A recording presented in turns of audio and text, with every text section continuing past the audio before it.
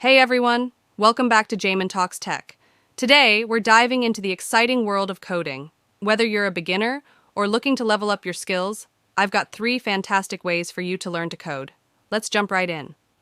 First up, we have online coding platforms. Websites like Codecademy, freeCodeCamp, and Codecademy offer interactive lessons in various programming languages.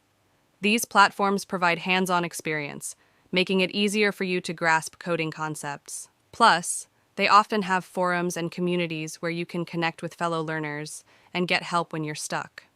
Now let's talk about the power of project-based learning. Instead of just going through tutorials, try building your projects. Choose something that interests you, whether it's a website, a mobile app, or a game. Projects not only reinforce what you've learned, but also give you a tangible portfolio to showcase your skills to potential employers. Remember, learning by doing is one of the most effective ways to master coding. Lastly, consider collaborative learning and coding bootcamps. Joining a coding community or enrolling in a bootcamp can provide a structured learning path with mentorship and real-world projects. Platforms like Udacity, Coursera, and one that I am personally building, Coderzwave, offer intensive programs that immerse you in coding and prepare you for a tech career. The collaborative aspect ensures you're not alone in your coding journey, and you can benefit from the experience of others.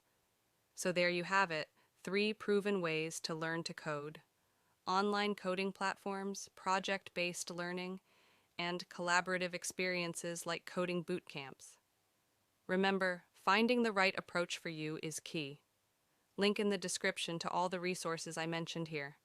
Experiment with different methods, stay consistent, and most importantly, have fun on your coding adventure. If you found this video helpful, don't forget to like, subscribe, and hit that notification bell.